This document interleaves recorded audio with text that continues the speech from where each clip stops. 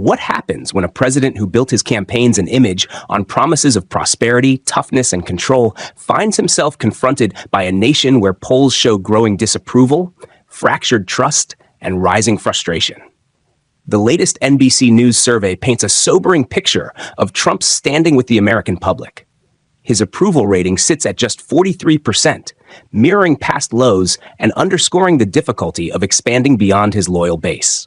What makes this more pressing is the fact that the economy, traditionally considered his strongest card, has now become a point of vulnerability.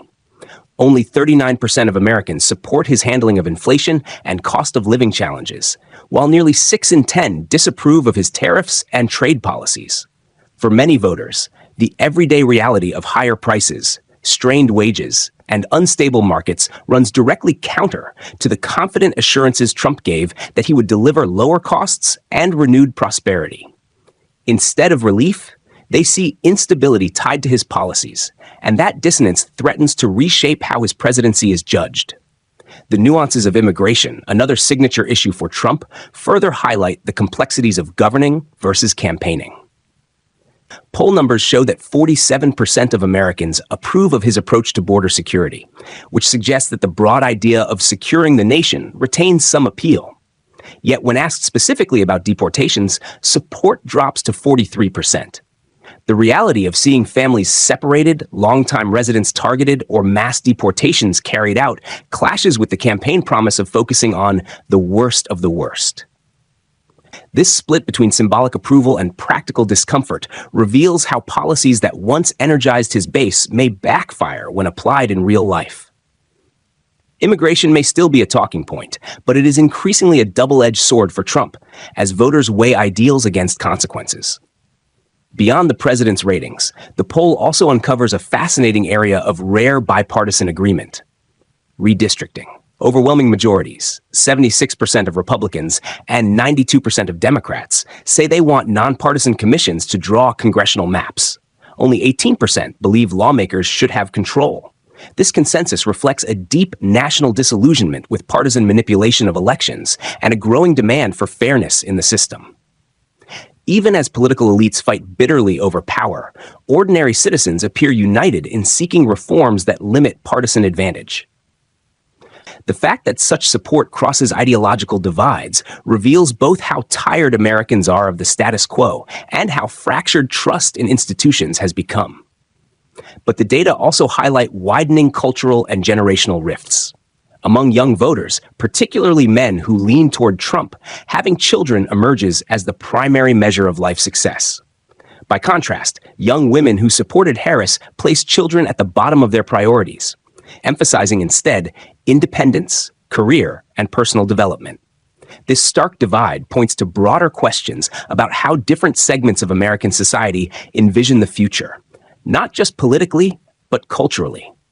Such differences may ultimately prove as consequential as debates over inflation or immigration, shaping not only elections but the very social fabric of the country. All of this plays out against a backdrop of persistent concerns about democracy, healthcare, and institutional trust. Americans continue to identify the economy as their top issue, but threats to democratic norms and access to affordable healthcare remain powerful undercurrents shaping opinion. The fact that Trump is struggling in the area of economics, the very issue he once touted as his greatest strength, magnifies the perception that he is unable to deliver on his promises. Meanwhile, his approval ratings on other issues fail to provide compensating strengths, leaving him politically exposed as midterms approach. The broader narrative is not simply one of low approval numbers, but of erosion of confidence in leadership, erosion of unity around national identity, and erosion of trust in government's ability to act fairly. Polls like these do not just measure preferences, they reveal anxieties. Inflation is not only a statistic, but a lived experience that affects food, housing, and daily life. Immigration is not just a debate, but a human reality seen in communities and families.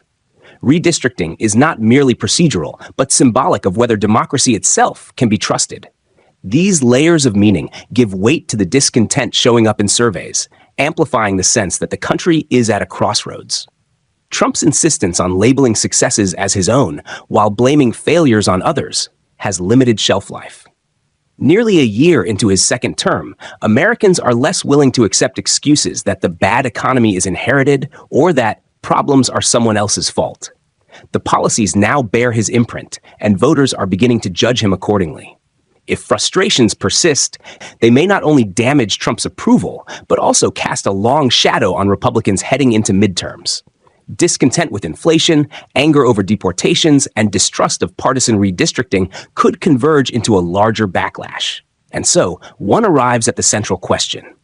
Can Trump find a way to reverse the slide, rebuild trust, and convince Americans that he is still capable of delivering solutions? Or has the public already concluded that his leadership is defined by broken promises, widening divides, and a nation left searching for alternatives? In the end, the answer may determine not just the fate of his presidency, but the trajectory of American politics for years to come.